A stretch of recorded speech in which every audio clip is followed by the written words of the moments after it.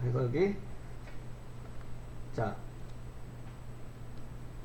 데이터베이스 함수 중 하나인 뒷섬 함수를 가지고 보시겠는데, 여기 이 13셀에다가 는 찍어주고 뒷섬 함수를 갖다가 선언해 볼게요. 는 찍어주고 ds라고 찍어주면은 뒷섬 함수가 자동 완성되겠죠.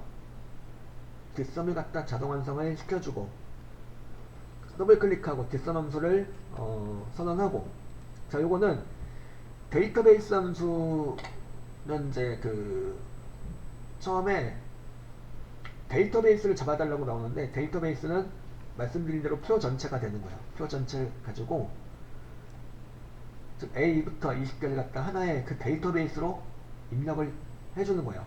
그 다음에 여기서 뭘 해주는 거냐면, 썸이니까 합계죠.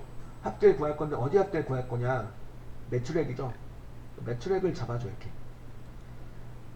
주의사항은 이제 요 제목만 잡으면 된다는 거죠. 전부 다 잡는 게 아니고 매출액 제목만 잡아요. 그럼 여기 요 표를 중에서 매출액 제목인내만 가지고 계산하겠다, 이런 소리가 되는 거죠. 이렇게는 매출액에 대한 계산할 것이다. 어떤 계산이냐면 썸이니까 합계를 구할 거다, 이거죠. 요 표들 중에서 요 표에 있는 내용 중에서 매출액의 합계를 구할 거다, 요 얘기고요. 그 다음에 조건은 여기 만들어져 있죠. 제품 분류가 가전제품이라는 조건이 만들어져 있어요. 이걸 잡아볼게요. 제품 분류가 가전제품이다, 이렇게 잡고 괄호 닫고 엔터 쳐주면 이렇게 이제 매출액의 합계가 나왔죠. 가전제품인 것에 대한 매출액 합계가 이렇게 나온 거예요. 만약에 가전제품이 아니고 다른 조건 가지고 해야 된다. 예를 들어서 제품 분류가 사무용품이라는 조건은 어떻게 하면 될까요? 요건 여기다 옆에다 따로 만들어 볼게요. 여기다 이제 제품 분류가 사무용품이라는 조건을 고급 필터 배우셨죠? 고급 필터 조건처럼 만들어요. 제품 분류 복사하고 붙여넣고, 사무용품인 거 사무용품도 복사하고 여기다 붙여넣기 하고, 그러니까 고급 필터 조건 만들듯이 이렇게 조건을 만들어주세요. 그러니까 제품 분류가 사무용품이라는 조건, 고급 필터 조건을 가지고 무엇도 할 수가 있다는 거냐면 데이터베이스 함수의 조건으로도 사용할 수 있다는 거죠. 물론 고급 필터로도 사용할 수 있고, 제품 분류가 사무용품인 것에 대한 매출액의 합계를 여기다 구해줄 것이다. 그럼 여기다 는 찍고 뒷섬 함수를 갖다 선언하고, 뒷섬은 선언하고, 그 다음에 뒷섬의 인수로서 이거죠. 첫 번째 이제 데이터베이스 전체가 나오는 거예요. A부터, 그러니까 표 전체가 데이터베이스로 들어가는 거고, 그 다음에 필드는 이제 합계를 구할 건데 무엇의 합계를 구할 거냐, 매출액 합계를 구할 거다. 매출액 잡아주시고 그 다음에 쉼표 찍고, 그 다음에 조건을 여기 제품 분류가 사무용품이다 조건 미리 만들어놨죠. 여기를 잡아줘요. 이제 이게 뭐가 되는 거냐면 제품 분류가 사무용품인 매출액의 합계가 계산이 되겠죠. 그리고 뒷섬을 이용해서 이렇게 조건에 맞는 것의 합계를 구할 수가 있는 거죠. 이게 뒷섬 함수, 데이터베이스 함수 중에서 뒷섬 함수에 대해서 해보신 거고, 참고로 말씀드리면 이제 데이터베이스 함수는 다양한 데이터베이스 함수가 있는데 좀 이따 보시면 아시겠지만 공식이 똑같아요. dsum하고 daverage하고 뭐 dcount 쭉 나오는데 다 같은 공식을 가지고 계산을 하게 됩니다. 일단 지금 dsum 가지고 한번 계산을 해보시면 되겠고,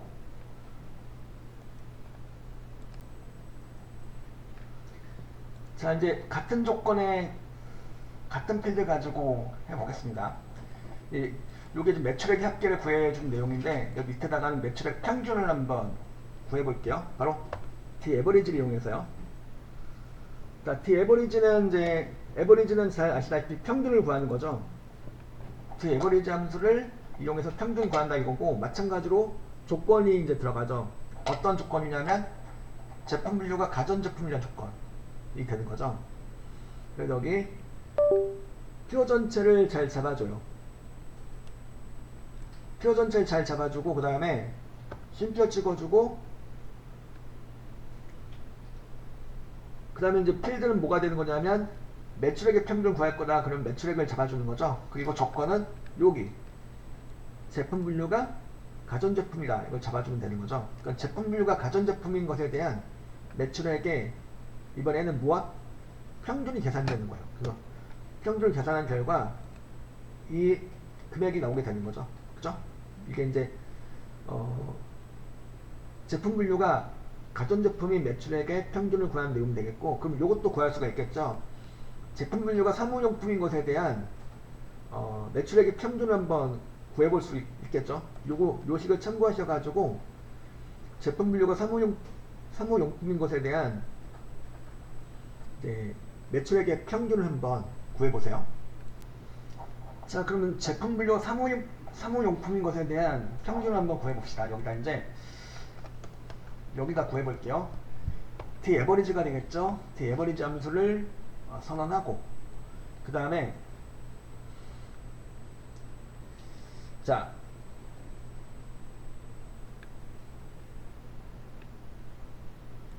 일단 데이터베이스 전체 잡아주시는 거죠. 표 전체를 잡아주고, 그 다음에 필드는 매출액을 잡아주고, 그 다음에 조건은 제품 분류가 사무용품이라는 조건이다. 이렇게 할 수가 있겠죠. 이렇게 하고, 그 다음에 괄호 닫고 엔터 쳐주면 이렇게 이제 사무용품에 대한 평균, 매출액의 평균이 나오게 된 거죠. 그래서 이제 그 에버리지를 이용해서 이렇게 평균을 구하시는 내용이었고, 그 다음에 이제 여기서 이제 그 두 번째 예제 보면은 그 에버리지 예제 시트가 나와 있는데, 요거는 조금 응용하는 거죠. 얘를 응용하는 거예요. 자, 여기서 40평 사무실 평균을 구해달라는 건데, 임대료의 평균, 관리비의 평균, 부가세의 평균을 각각 구해달라는 거죠. 이거는 일단 먼저 임대료 평균을 한번 구해볼게요. 그 에버리지 예제 시트로 가셔가지고, 자, 요거는 이제 그 에버리지 함수를 선언해서, 그 다음에 데이터베이스 함수니까 처음에 뭐가 들어가죠? 표 전체가 데이터베이스로 들어간다는 거죠. A2부터 2국까지 잡아줘요. 그리고 무엇의 평균이냐면 임대료의 평균인 거죠. 임대료 평균을 이렇게 잡아주고, 그러니까 그 다음에 임대평수를 갖다가 이렇게, 그죠? 조건으로 잡아주시는 거죠. 여긴 임대평수 40평이라는 조건, 여기를 그냥 그대로 참조하시면 되겠고요. 만약에 다른 평수다, 40평 말고 다른 평수를 가지고 하는 거라면, 조건이 뭐 이렇게 예를 들어서 평수가 40 미만인 평수 가지고 하는 거다 그러면 따로 조건을 만들어서 하시면 되는 거고, 지금 일단 임대평수가 40평이라는 조건을 가지고 하는 거예요. 괄호 닫고 엔터 쳐보면 이제 나왔죠. 이게 바로 임대료의 평균이에요. 그러니까 경우에 따라서는 이제 여기 이제 조건을 따로 만들지 않고 여기 데이터베이스로 잡히는 애들 중에 일부를 조건으로 사용하는 경우도 있습니다. 이렇게. 자, 요거는 이제 아까 한 거랑 크게 차이가 없어 보이는데, 자, 여기 관리비하고 부가세를 연속으로 여기다 구해주는 거죠. 관리비 평균과 부가세 평균을 연속으로 구해주는 거예요. 자, 그러면 어떻게 해야 될까요? 물론 직접 구하는 방법도 있겠죠. 관리비의 평균 구하고 부가세 평균 구하고 각각 이제 식을 만들어서 구하는 내용도 있겠지만, 여기서는 이제 임대료에 대해서 이렇게 구해놓고 얘가 자동 채우기로 옆에 오른쪽 방향으로도 채워줄 수가 있겠죠. 채웠을 때 여기가 관리비의 평균 나오고 부가세 평균 나오고 하게 할 수 있다는 소리고요. 근데 이렇게 하면 지금 이렇게 하시면 될까 안 될까요? 안 되겠죠. 왜 안 돼요? 바로 자, 여기 이제 제가 수식에 수식 표시 눌러서 볼게요. 자세히 보면 여기가 관리비 평균을 구하는 건데, 이 데이터베이스 범위가 일단 바뀌었죠. 바뀌었어요, 지금. 이게. 그죠? 바뀌었어요. 그리고 무엇보다 여기가 조건이 바뀌었네. 조건이 임대료가 50만 2,220원이니까 2,200원이라는 그 조건으로 바뀌었어요. 나는 이제 관리비의 평균도 부가세 평균도 똑같이 임대평수가 40평이라는 조건을 가지고 하고 싶은데 조건이 바뀌었어요. 그러니까 그러니까 즉 여기 나오는 애들 임대료, 관리비, 부가세 모두 다 같은 임대평수가 40평이라는 조건을 가지고 하고 싶은데 보니까 이렇게 조건이 바뀌었어요. 이렇게. 이러면 이제 정확한 계산을 할 수가 없겠죠. 세 개 다 동일한 조건, 임대평수가 40평이라는 조건 가지고 하고 싶은데 이렇게 결과가 나오긴 나왔는데 제대로 나온 결과는 아니죠.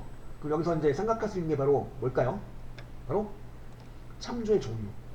참조의 종류. 바로 상대 참조와 절대 참조, 혼합 참조. 지금은 일단 참조의 종류,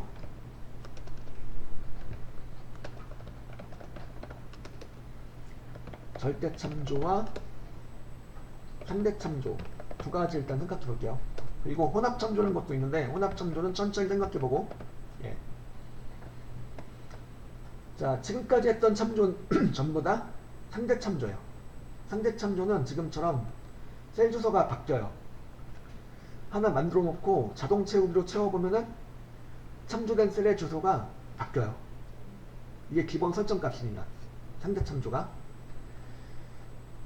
아까 그 보셨던 논리함수라든가 거기 전부 다 그거 다 상대 참조였죠.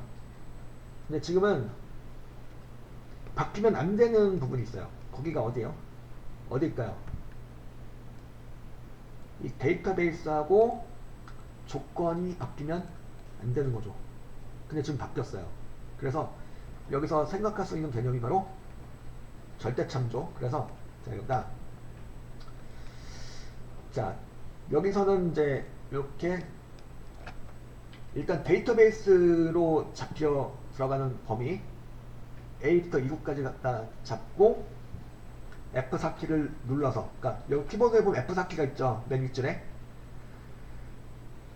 F1, F2, F3 이렇게 키가 쭉 나와 있죠. 맨 윗줄에 F1서부터 비는 키가 이렇게 나와 있는데 그 중에서 F4키예요. F4키를 눌러보니까 이렇게 달러 기호가 4개가 한 번에 쫙 들어가죠. 그죠? 그럼 이게 바로 뭐가 되는 거냐면 절대 참조가 되는 거예요. 즉 달러 기호의 의미는 고정한다 그런 뜻이 있어요. 달러 기호가 A열 번호 앞에도 들어갔고요. 이행 번호 앞에도 들어갔네요. 이 말은 A열도 고정하고 이행도 고정하고 그 이구셀에도 들어갔죠. 이구셀의 그 열번호 2에도 앞에 들어갔고 구행번호 앞에도 들어갔어요. 즉 이 범위가 A2부터 2구까지 범위가 뭐가 되는 거냐면 고정이 된 거죠. 즉 절대 참조가 된 거예요.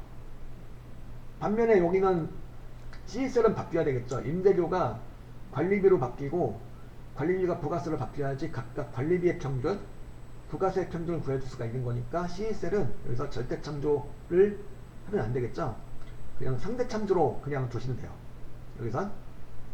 그리고 또 하나 절대 참조가 돼야 될 게 바로 조건이죠.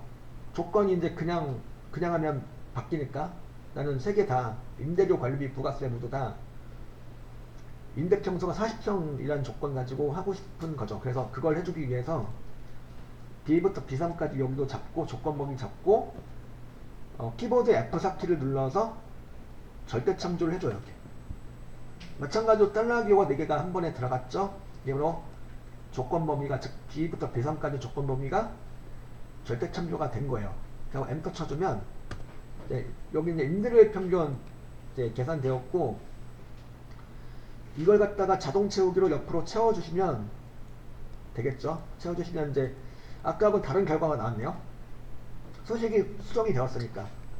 여기 보면은 두 번 관리비를 구하는 평균 보면은 여기 이제 A부터 2구까지 데이터베이스 범위 고정되었죠. 그리고 또한 여기 이제 임대평수가 40평이다 라는 조건도 고정되었죠. 그죠? 여기만 바뀐 거죠. DSL로 바뀌면서 관리비의 평균을 구하는 내용으로 바뀐 거예요. 그죠? 그래서 이 부가세 구하는 것도 마찬가지로 이 부분 데이터베이스로 잡힌 이 부분하고 조건으로 잡힌 이 부분이 고정이 되어 있죠. 그래서 부가세로만 바뀐 상태고 같은 데이터베이스 범위하고 같은 조건 범위 가지고 계산을 수행을 한 거죠. 이렇게. 보통 이제 그 자동 채우기들을 이용해서 나머지 수식을 채워서 하는 경우가 상당히 많은데 그 과정에서 필요한 내용이 바로 이 절대참조가 되는 거죠. 절대참조의 개념을 좀 이렇게 활용을 해야 되는 거죠. 이 쿼마 2급에서는 절대참조를 사용해야 되는 부분이 꽤 자주 나와요. 그래서 여기서도 마찬가지로 이제 그리고 데이터베이스 함수 갖다가 실생활에서 응용할 수가 있는데 그걸 하기 위해서는 또 이 절대참조가 또 필요해요. 절대참조가 그걸 하기 위해서는 일단 그래서 요 예제를 가지고 해보시면 좋을 것 같고 요건 그래서 에버리지 함수를 좀 응용해서 절대참조 개념을 좀 이렇게 적용해 가지고 임대료 관리비 부가세를 연속적인 작업으로 구해주는 내용을 설명드렸고요. 자, 여기 40평 미만이라는 조건을 가지고 이렇게 만들어 놨어요. 여기 조건을 이렇게 만들어 놓은 거죠. 는 찍어주고 그 다음에 D 에버리지 함수를 선언하고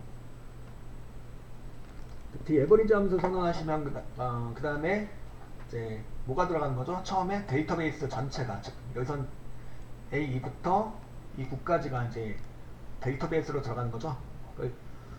요 표를 가지고 계산할 것이다. 요 내용을 가지고 요 내용을 원본으로 해서 이 내용을 원본으로 기반으로 해서 계산할 것이다. 그런 소리가 되는 거예요. 여기는 또 뭐가 돼야 될까요? 임대료의 평균을 구한 다음에 관리비하고 부가세 평균을 구하기 위해서 이제 자동 채우기로 채워줄 거야. 그럼 여기가 뭐가 돼야 되죠? 데이터베이스로 잡힌 이 부분이 관리비하고 부가세도 같은 동일한 데이터베이스로 계산해 주기 위해서 여기 갖다가 F4키를 눌러서 절대 참조를 해주신다 이거죠. 그리고 이제 어떤 필드에 대한 평균이냐? 임대료죠. 임대료 평균 구할 거다. 그러면 CSL 잡아주시는 거고 조건을 여기 만들어놨죠. 임대평수가 40평 미만이라는 조건을 만들어놨어요. 잡고요. 이 조건도 마찬가지로 관리비 부가세도 똑같이 요 같은 조건으로 이렇게 계산하기 위해서 여기가 뭐가 돼야 될까요? 절대참조. G1세, G3세를 이렇게 잡고 F4키 눌러서 절대참조를 해주세요. 괄호 닫고 엔터 쳐주면 일단은 40평 미만 평균이 이렇게 나왔죠. 요걸 갖다 이제 자동 채우기로 채워서 이렇게 이제 그죠? 관리비와 부가세 평균으로 이렇게 자동으로 구할 수 있도록 이렇게 된 거죠. 그래서 지금 이제 조건을 싹 바꿔서 40평 미만, 그러니까 즉 40평보다 작은 평수들에 대한 임대료 평균과 관리비 평균과 부가세 평균을 이렇게 구해본 거죠. 연속적인 일련의 작업으로 구해본 거예요. 그래서 그걸 하기 위해서는 자동 채우기가 필요하고 자동 채우기를 하기 위해서는 뭐가 필요하다? 여기서는 절대 참조라는 게 필요하다. 이런 얘기가 되는 거죠. 요거 이제 지금 한 것 이제 풀어보시고 그 다음에 잠시 디카운트 함수를 설명을 드리도록 하죠. 자, 디카운트 예제에 나와 있죠. 자, 카운트 함수를 좀 살펴보셔야 되겠는데 카운트 함수는 뭐냐면 개수를 세워주는 거죠. 카운트 함수. 자, 카운트 함수는 개수를 세워주는 건데 숫자만 세워줄 수가 있어요. 숫자만. 즉 카운트 함수를 이용해서 인수를 갖다 예를 들어 여기를 잡았다고 쳐볼게요. 10번 부분만 잡는 거예요. A3부터 A10까지 잡고 그 다음에 괄호 닫고 엔터 쳐주면 땅이 나오죠. 땅이 나옵니다. 왜 땅이 나올까요? 여기 이제 A3부터 A10까지에는 숫자가 단 한 개도 없어요. 문자 데이터만 있는 거죠. 그래서 여기는 이제 숫자 데이터가 한 개도 없기 때문에 0이 나오는 거고, 그럼 디카운트 함수를 이용해서 개수를 구하고자 하신다면은 식품을 잡을 게 아니고 칼로리를 잡아주면 되는 거죠. 칼로리를 갖다가 분량 또는 칼로리를 잡아주면 되는 건데 C3부터 C10까지 잡아주시고 괄호 닫고 엔터 쳐주면 8이 나오네, 그죠? 8이 나와요. 그러니까 이건 뭐냐면 C3부터 C10까지는 숫자 데이터로 이루어진 애들이죠. 그래서 이 친구들의 개수를 세워준 거예요. 즉 몇 개요? 그래서 얘가 다 8개죠. 8개가 구해준 거죠. 카운트 함수. 이게 카운트 함수는 개수를 세워주는데 무엇의 개수만? 숫자들의 개수만 세워줘요. 바로 이 디카운트는 요 카운트 함수의 요 개념을 그대로 가져와요. 가져와서 여기가 이제 식품들을 구하는 건데 조건이 들어가는 거죠. 어떤 조건이냐면 여기 만들어놨죠. 이게 무슨 조건? 칼로리가 20을 초과한다는 조건이야. 그죠?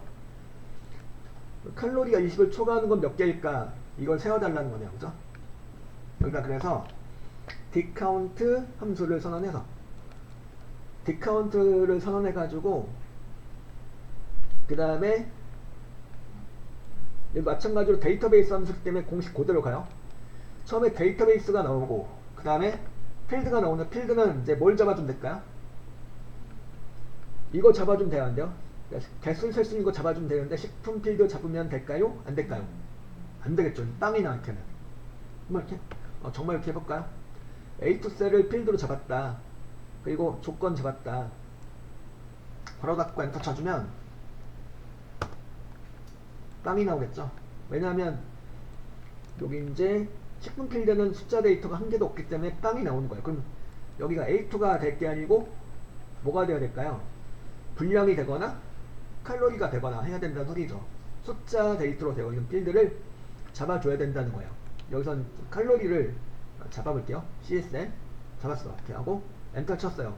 그랬더니 3이 나오죠. 이제 그러니까 칼로리 중에서 20을 초과하는 칼로리는 몇 개다? 3개다가 되는 거죠. 이렇게 해서 지금 이제 디카운트 함수를 이용해서 이렇게 조건을 맞는 것에 무엇을?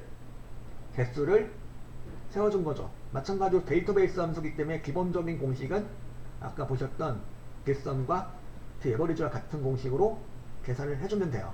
그러니까 모든 데이터베이스 함수는 공식이 다 똑같아요. 그래서 하나를 한 가지를 외워놓고 거기 그 문제 내용에 맞게 대입만 잘해주면은 이제 되는 거죠. 같은 내용으로 한다 그러면은 자 여기서 이제 요 10분수 구했던 내용과 같은 내용으로 한다 그러면은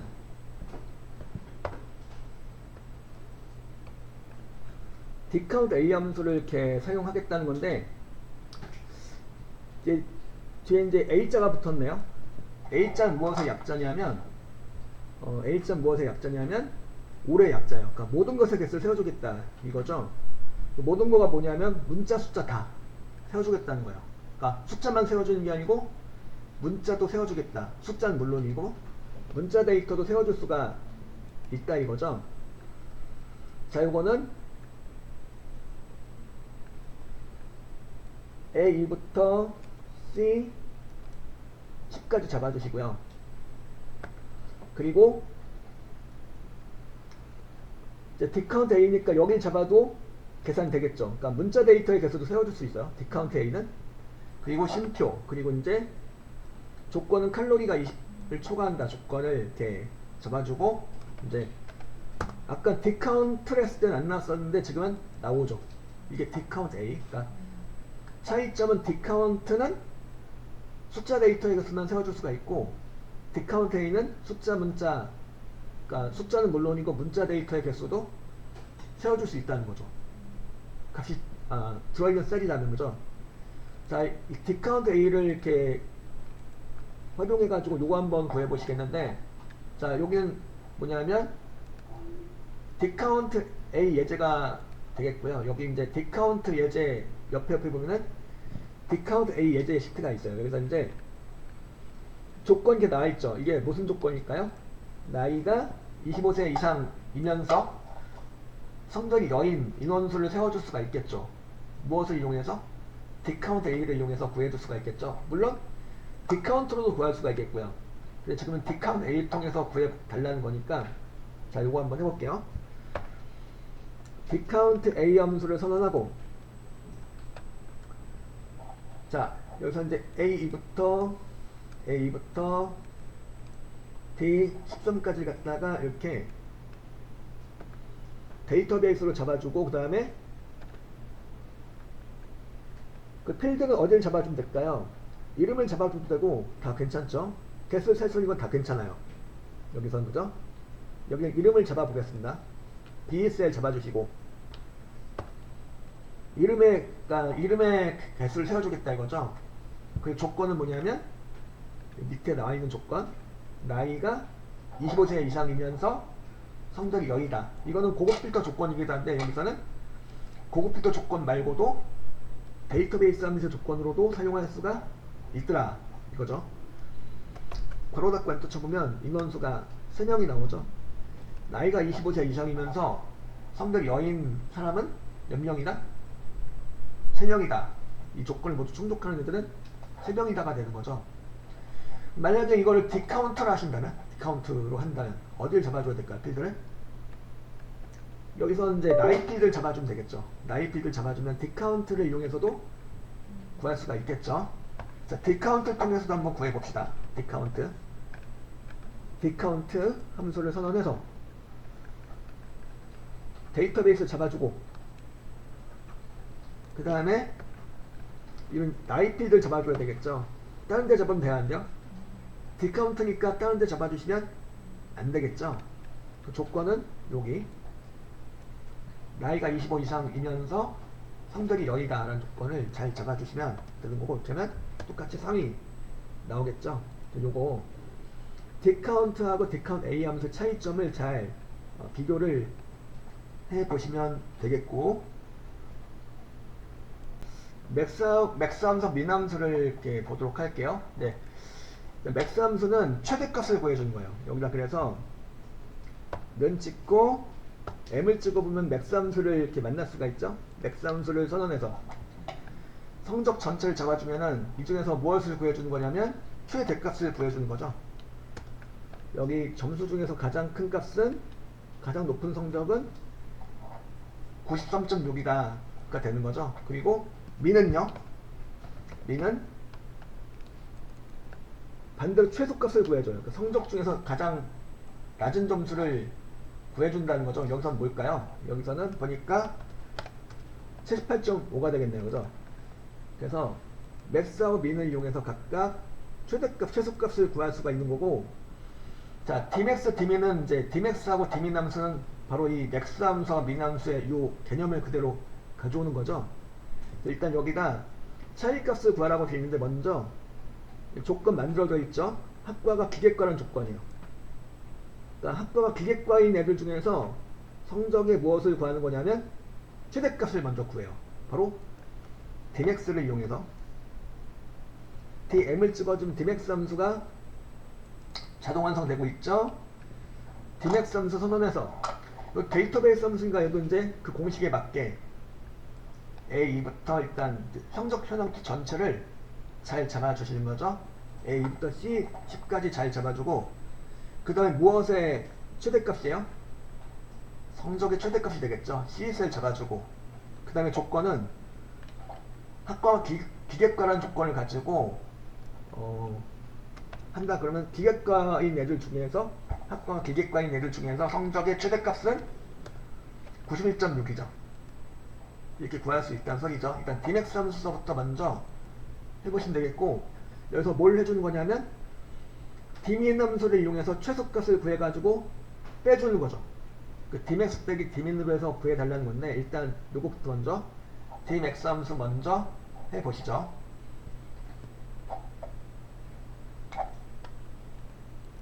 이렇게 해서 Dmax 빼기 해가지고 빼기 한 다음에 Dmin 함수를 이렇게 선언해서 Dmin 함수는 이제 똑같이 이제 여기 표 전체 잡고 그죠? 그리고 민 함수니까 최소값이죠. 무엇의 최소값이냐면 성적의 최소값이겠죠. C셋을 잡아주고 조건은 학과가 기계과라는 조건이 되는 거죠. 그러면 학과가 기계과인 애들 중에서 성적의 최소값을 구해가지고 빼주는 거죠. 즉 Dmax 빼기 Dmin 해가지고 학과 기계과인 애들 중에서 최고 점수와 최저 점수의 차이를 구한다. 이런 내용이죠. 그래가지고 차이값은 8.2가 나온다는 소리죠. 그래서 Dmax 빼기 Dmin 해가지고 기계과 한정으로 해가지고 최고 점수와 최저 점수 차이를 구하는 내용이었죠. Dmax 빼기 Dmin, 그러니까 Dmax 함수하고 Dmin 함수를 이용해서 이렇게 이제 구해보시고